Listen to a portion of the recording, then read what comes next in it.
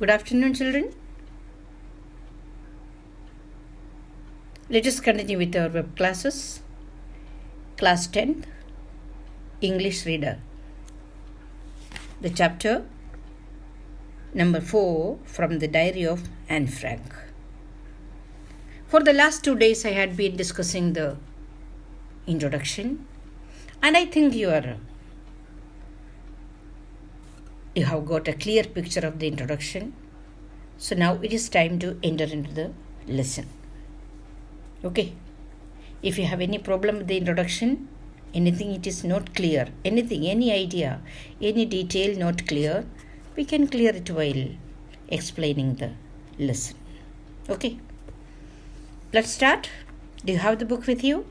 Please look into the text. I am going to read the lesson. And the page number 50 onwards. Sure. Writing in a diary is a really strange experience for someone like me. Not only because I have never written anything before, but also because it seems to me that later on, neither I nor anyone else will be interested in the musings of a 13-year-old schoolgirl. Oh well, it doesn't matter. I feel like writing, and I have an even greater need to get all kinds of things off my chest. Paper has more patience than people. I thought of this saying on one of those days when I was feeling a little depressed and was sitting at home with my chin in my hands, bored and listless, wondering whether to stay in or go out. I finally stayed where I was, brooding. Yes, paper does have more patience, and since I'm not planning to let anyone else read this stiff-backed notebook, grandly referred to as a diary, unless I should ever find a real friend, it probably won't make a bit of difference. Now I am back to the point that prompted me to keep a diary in the first place. I don't have a friend. Let me put it more clearly. Since no one will believe that a 13-year-old girl is completely alone in the world, and I'm not. I have loving parents and a 16-year-old sister, and there are about 30 people I can call friends. I have a family, loving aunts, and a good home. No.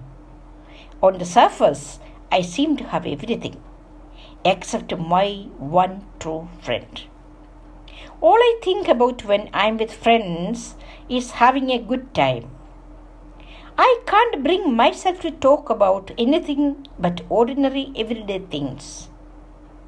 We don't seem to be able to get any closer, and that's a problem. Maybe it is my fault that we don't confide in each other. In any case, that is just how things are, and unfortunately they are not liable to change. This is why I have started the diary. To enhance the image of this long-awaited friend in my imagination, I don't want to jot down the facts in this diary the way most people would do. But I want the diary to be my friend, and I'm going to call this friend Kitty. Since no one would understand a word of my stories to Kitty, if I were to plunge right in, I would better provide a brief sketch of my life, much as I dislike doing so.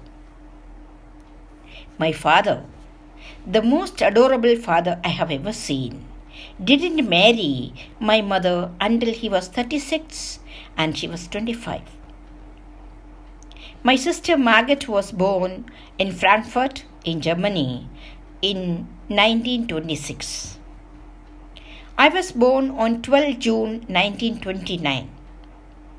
I lived in Frankfurt until I was 4. My father emigrated to Holland in 1933. My mother, Edith Hollander Frank, went with him to Holland in September. while Margaret and I were sent to Aiken to stay with our grandmother. Margaret went to Holland in December, and I followed in February when I was plunked down on the table as a birthday present for Margaret. I started right away at the Montessori nursery school. I stayed there until I was 6, at which time I started in the first form. In the sixth form, my teacher was Mrs. Couperus, the headmistress. At the end of the year, we were both in tears as we said a heartbreaking farewell. In the summer of 1941, Grandma fell ill and had to have an operation, so my birthday passed with little celebration. Grandma died in January 1942. No one knows how often I think of her and still love her. This birthday celebration in 1942 was intended to make up for the other, and Grandma's candle was lit along with the rest. The 4 of us are still doing well, and that brings me to the present date of 20 June 1942 and the solemn dedication of my diary. Saturday, 20 June 1942. Dearest Kitty, our entire class is quaking in its boots. The reason, of course, is the forthcoming meeting in which the teachers decide who will move up to the next form and who will be kept back. Half the class is making bets. Gian and I laugh ourselves silly at the 2 boys behind us, Cian and Jax, who have staked their entire holiday savings on their bet. From morning to night, it's, "You are going to pass." "No, I'm not." "Yes, you are." "No, I'm not." Even G's pleading glances and my angry outbursts can't calm them down. If you ask me, there are so many dummies that about a quarter of the class should be kept back.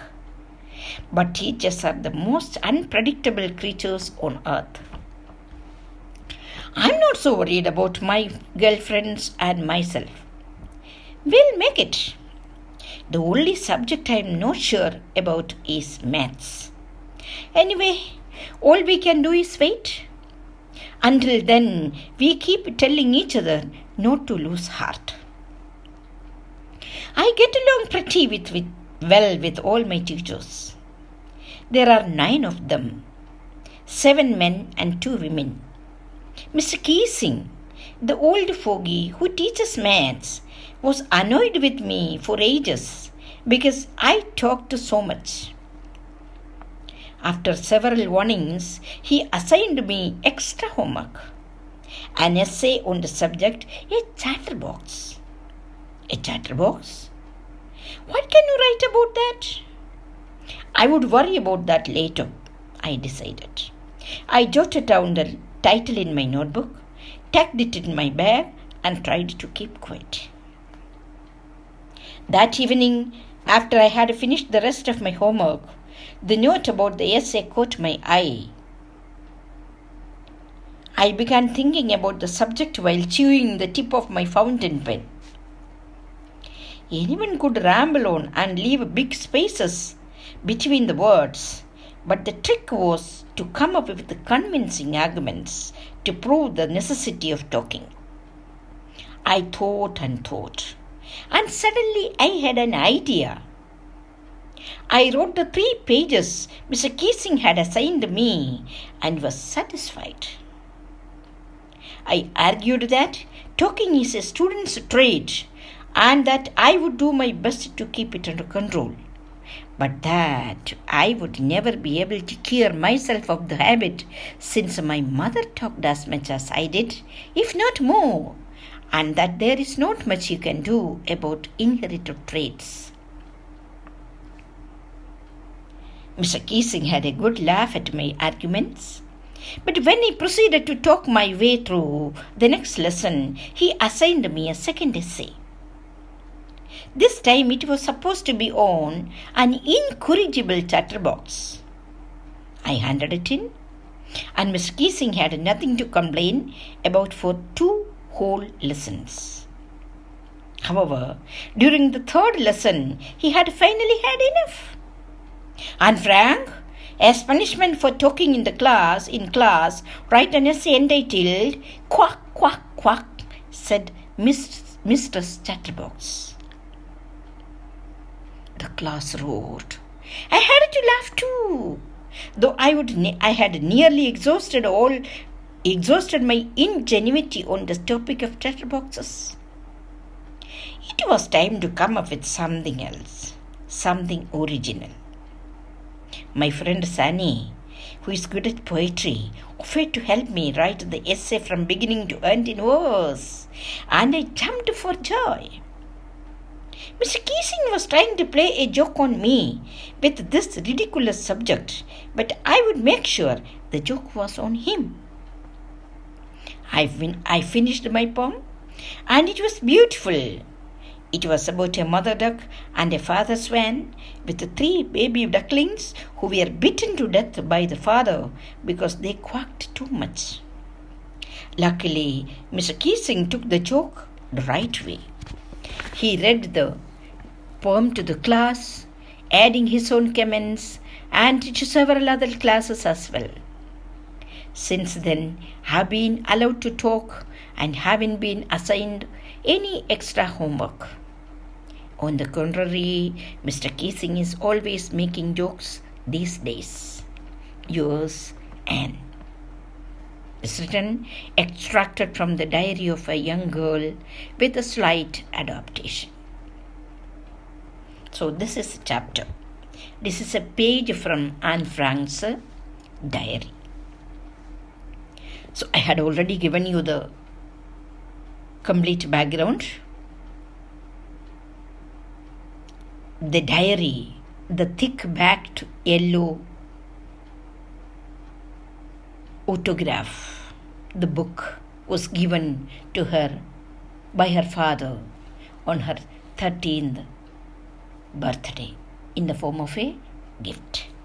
And she started to write the diary 2, 3, 4 days after her birthday, and she explained everything as if she was talking to a friend. And she gave the name Kitty to the diary. Actually, the diary was not a diary, a paper containing book, but it was just like a living friend, a true friend whom she could share all her secrets. So that is why the diary writing is considered a very, very different one, unique one. That's why Anne's diary was published in 70 languages. It was translated to 70 languages. So it was a miracle, you can say. So now she's entering into the diary. Before giving her day-to-day activities in the diary, she's giving an introduction. So she's telling us, she's convincing her friend Kitty why actually she needed to write a diary. Diary लिखने की जरूरत ही क्यों पड़ी? फिर इसने कहा, मेरा कोई सही सच्चा दोस्त नहीं है। फिर इसने ये भी बताया, ऐसे कैसे कह सकता है 13 साल की लड़की को कोई दोस्त नहीं मिला? कह रहे हैं, ऐसे मत सोचिए मेरा कोई दोस्त ही नहीं है, बहुत है, दोस्त तो बहुत है, ठीक है ना? कम से कम 50 लोग तो है ही, या 30 तो है ही, 30 लोग हैं जो सच्चा दोस्त कहने लायक। लेकिन वो कह रही है उसके साथ वो अपनी फीलिंग शेयर क्यों नहीं कर सकती, इसलिए उसको जरूरत पड़ी एक ऐसा दोस्त का जो बिल्कुल सुनने के बाद रिएक्ट ना करे, किसी को जाके बताए नहीं। She had some secret things in her mind and it was coming into her chest. एक हेवीनेस आ चुका था। कई चीज किसी से बताने के लिए वो तड़प रही थी। इसलिए उसने सोचा कि ऐसा दोस्त बहुत बढ़िया है, ताकि दिल की सारी बातें उस पर लिख ले और वहाँ बंद रहेंगे permanently. The chapter will remain, the secrets will remain safe, क्योंकि वो ये डायरी किसी को दिखाने नहीं जा रही। कोई इंटरेस्ट भी नहीं लेगा। वो कह रही है कौन पढ़ेगा? 13 साल की लड़की जो लिख रहा है उस पर कौन गौर करेगा?